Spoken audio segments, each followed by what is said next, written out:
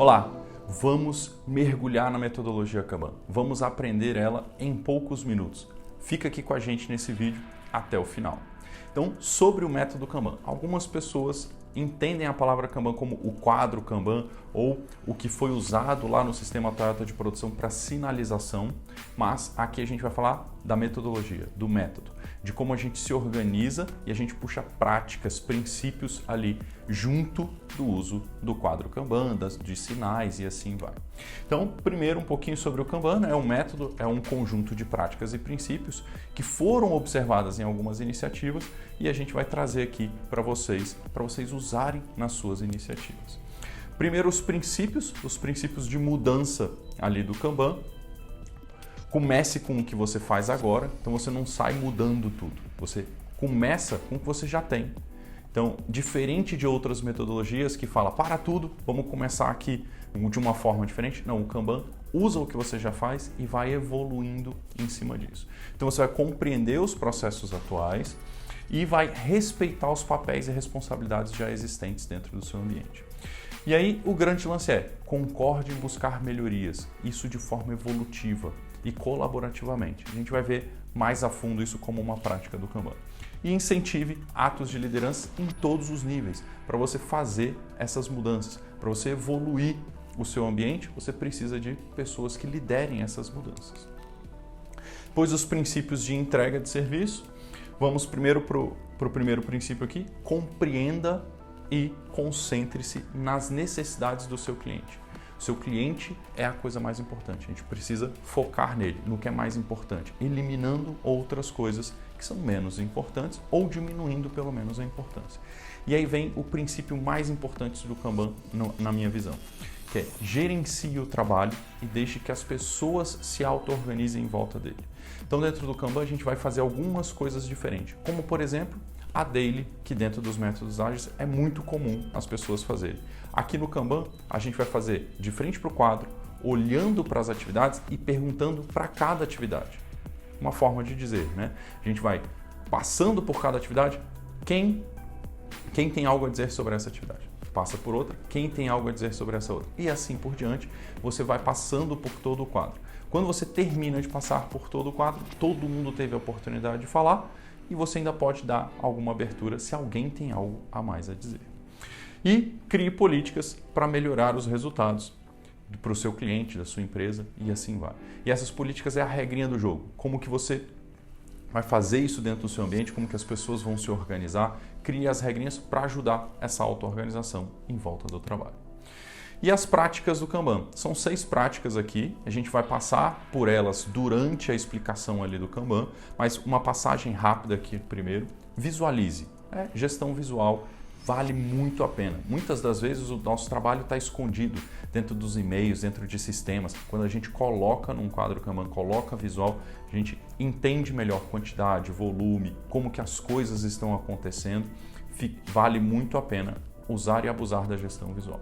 Pois limite o trabalho em progresso. A ideia aqui é a gente limitar a quantidade de trabalho em paralelo, quantidade de coisas que a gente está fazendo ao mesmo tempo para a gente ter foco, para a gente conseguir fazer algumas coisas primeiro que são mais prioritárias, depois as menos prioritárias e assim vai.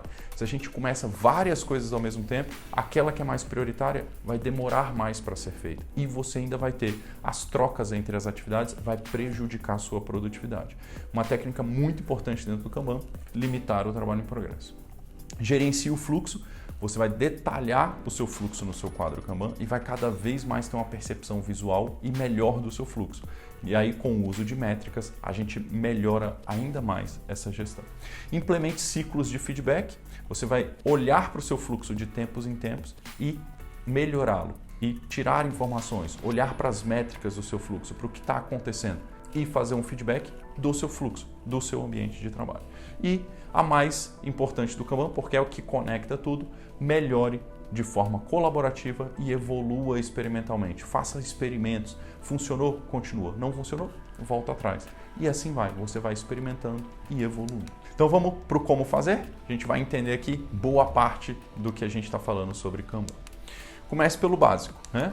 O famoso a fazer, fazendo e feito, em inglês to do, doing, done, é muito comum as pessoas também usarem em inglês. Então, a fazer tudo que você está fazendo, e o que está feito. E aí você começa a adicionar o seu processo de trabalho. Então, uma das formas de você adicionar o seu processo é quanto mais para frente, mais concluído, quanto mais para trás, menos concluído. Isso já é uma das formas de você usar o quadro. E também, quanto mais para cima, mais prioritário. Já dá para você começar a organizar e ter algumas regrinhas dentro do seu ambiente. Mas o mais importante aqui é a gente detalhar ainda mais o nosso fluxo. Então, a gente vai colocar em análise, execução e verificação. Eu coloquei um fluxo aqui simples e mais macro, mais padrão, onde no início do nosso fluxo a gente tem mais atividades de análise, no meio do nosso fluxo geralmente está aquele trabalho mais duro, a execução, o desenvolvimento, a criação do que a gente precisa fazer, mais para o final do fluxo começam atividades mais fortes de verificação e você conclui o que tem que ser feito. Não significa que lá no final do fluxo você não vai ter atividades de análise, é porque aqui no início tem mais atividades de análise e também vai ter verificação, só que no final do fluxo você tem mais verificações. Então eu trouxe um fluxo aqui de uma forma mais macro e que aceita qualquer área. Pode ser uma área de marketing, primeiro eu faço uma análise de uma campanha, crio e executo e faço a campanha funcionando, faço uma verificação e depois um processo de publicação. Ou de software, faz uma análise do problema que precisa ser desenvolvido, cria, desenvolve, depois verifica se aquilo foi de acordo com a necessidade do seu cliente e assim vai. Dá para a gente usar esse aqui como exemplo, mas dentro do seu trabalho, detalhe cada um dos passos. Detalhe o que na análise, o que na execução, qual a verificação, detalhe cada um desses passos. Quanto mais detalhado o seu fluxo, melhor. Vamos mais um pouquinho? Adicione as filas existentes. Elas já existem dentro do seu ambiente de trabalho. Você já tem filas que existem ali. Então, o que a gente vai acrescentar aqui? Fazendo e feito. Então, na análise a gente colocou fazendo e feito. O que significa? Quando está fazendo está aqui e quando está feito, você terminou uma atividade, você coloca em feito. Aqui a gente começa a representar as filas. O a fazer é a fila inicial do quadro de tarefas para você fazer. É a fila para análise. Quando você termina a análise, o feito da análise passa a ser o a fazer da execução. E aí na execução a gente vai fazer a mesma coisa, fazendo e feito. Então, está fazendo a execução, terminou. O feito da sua execução é o a fazer da verificação. Fazendo na verificação e o feito do quadro já representa o feito da verificação. A gente não precisa dividir aqui a verificação. Dá para você fazer isso em todo o seu fluxo e representando as filas que já existem no dia a dia, mas representá-las visualmente vai ajudar você a ter mais gestão, melhorar o seu trabalho com gestão. Limite o trabalho em progresso. Como que a gente vai representar esses limites aqui no Kanban? Então, ele propõe que a gente coloque números em cima de cada uma das colunas. Então, aqui ficou 2 na análise, 3 na execução e 2 na verificação, limitando a quantidade de análises que a gente vai fazer, limitando a quantidade de execuções e a quantidade de verificações, para a gente ter foco, para a gente fazer as duas coisas mais importantes de análise primeiro, depois as 3 de execução e as 2 de verificação. Então, para a gente fazer logo e depois terminou, já pode pegar mais uma. E assim vai. Esses são os nossos limites de WIP. WIP é Work in Progress, em inglês, que é limite de trabalho em progresso, né? Então a gente vai trabalhar com os nossos limites lá em cima. Dá para você fazer também de diferentes formas esse limite, não necessariamente só dessa forma. Aqui é um exemplo, uma boa prática e uma forma excelente de fazer. Você também pode fazer um limite completo do seu fluxo. Você pode somar todos os limites de WIP aqui e colocar 7. 7 itens podem estar no nosso fluxo ao mesmo tempo, ao invés de cada coluna. Faça testes, experimente e evolua. Vamos ver isso tudo funcionando agora, inclusive com os limites de WIP. Então a gente trouxe tudo aqui para o backlog, para o nosso a fazer, para o nosso início do quadro, e a gente vai puxando as coisas para fazer. Puxou 1, puxou 2, então aqui a gente já preencheu o nosso limite de trabalho em progresso aqui na análise. E aí, quando coloquei para feito, posso puxar mais um? Ainda não. Aqui o 2 da análise está limitando as 2 colunas, está limitando também a fila. É importante que a sua fila também tenha os limites, senão a sua fila vai crescer infinitamente. Você também precisa limitar ela. Neste caso aqui ele está com um número que já respeita tanto a execução quanto a fila, mas você também pode separar esse número, colocar só para a fila ou só para a execução, mas não deixe sua fila infinita, principalmente no meio do seu fluxo. vai começar a acumular muito trabalho, muito estoque, muito desperdício. E aí puxou um item para execução, começou a fazer a execução, liberou espaço na análise. Aí você pode puxar mais um na análise. E assim vai, isso vai acontecendo em todo o seu fluxo. E esse é o fluxo puxado. A gente fala muito do sistema puxado, tanto em Lean quanto em Kanban. O item é puxado pela próxima fase quando tem disponibilidade. Quando alguém da execução ficou disponível, ele vem e puxa o cartão para lá. Quando alguém da análise está disponível, puxa o cartão. E como você verifica a disponibilidade? Pelos limites de WIP. Então aqui na execução a gente ainda tem dois itens ali que a gente pode puxar. Lá na execução também ainda tem 2, mas a gente está só começando o nosso fluxo. Vamos ver um pouquinho mais de exemplos aí do nosso fluxo. Gargalos. O fluxo foi andando e vai ter situações onde a gente vai ter situações desse tipo, de gargalos. Aonde está o gargalo mais problemático aqui? Principalmente final de fluxo. Os gargalos de final de fluxo são os mais importantes que você precisa ter atenção. A coisa mais para o final do fluxo é aquela coisa que você pode entregar, já em colocar na mão do seu cliente, já conseguir o resultado que você espera com aquilo. Já vender mais, já ter mais eficiência, conseguir já o resultado daquilo. Então, vale a pena a gente colocar imediatamente, concluir e terminar aquilo. E também, em final de fluxo, a gente mexe no fluxo inteiro. Vamos ver aqui o nosso gargalo, né? Eu não posso puxar um item para verificação, porque o WIP ali, o limite de WIP, está proibindo a gente, né? São só 2 itens, então eu preciso completar um item na verificação. E a gente fala muito dentro do Kanban, pare de começar e comece a terminar. Valorizar pessoas com acabativas, né? Então, iniciativa é muito bom, mas acabativa é melhor ainda. Então a gente terminou um item ali, resolveu o gargalo, ó, puxou um item da verificação lá para feito, terminou um item na verificação. Olha como o fluxo inteiro é impactado. Todo mundo agora pode puxar um item. Todos foram impactados, então os gargalos de final de fluxo são os mais importantes, porque ele prende todo o nosso fluxo. Então remova os gargalos e o sistema puxado reiniciará e o nosso fluxo vai continuar andando. Esperas. Tem situações onde a gente tem aqui, ó, no meio uma espera, né? Não tem nada para fazer na execução. Aí algumas pessoas podem dizer, pô, a análise tem que ser feita mais rápida. Mas é importante a gente entender dentro do nosso cenário, como a gente está falando de trabalho do conhecimento, a gente entenda os impactos em todo o fluxo. Será que a execução está sendo feita muito rápida e está acumulando aqui na verificação? Será que a análise está gastando mais tempo, mastigando e deixando a coisa mais bem preparada para a execução fazer a coisa dela rapidinho? Talvez você não vai atacar diretamente na análise, talvez você vai fazer a execução ser um pouco mais devagar. A gente vai ter que entender o nosso fluxo como um todo, entender todos os passos. Será que na verificação está demorando porque a execução está sendo feita muito rápida e aí vários problemas estão chegando lá na verificação e estamos precisando resolver só lá na frente? Você vai ter que entender todo o seu fluxo, principalmente quando a gente tem situações de espera. Entenda os impactos e organize e equilibre o seu fluxo. Então, precisamos balancear capacidade e demanda, fazer gestão do nosso fluxo, fazer o balanceamento disso. E as métricas vão ajudar bastante a gente nisso. Agora vamos fazer o uso dos avatares, né? Vamos representar as alocações das pessoas. Então aqui eu estou colocando a Mariana, o Pedro, a Beatriz, o Jorge e o Lucas para trabalhar aqui com a gente. Eu vou falar principalmente da Mariana e do Pedro para a gente entender como é que esse fluxo aqui anda, né? Então a Mariana terminou o trabalho dela e aí qual verificação ela pode fazer agora? Ela estava fazendo o trabalho de verificação, qual que ela pode fazer? Tem 2 respostas para essa pergunta. Em alguns ambientes que existem mais colaboração, a resposta primeira seria ajuda o Pedro, principalmente se essa atividade for mais importante, se ela precisa ser concluída logo. Mas mesmo que ela não seja mais importante, é o item mais para o final do fluxo. Vamos ter acabativas, vamos concluir logo o nosso trabalho.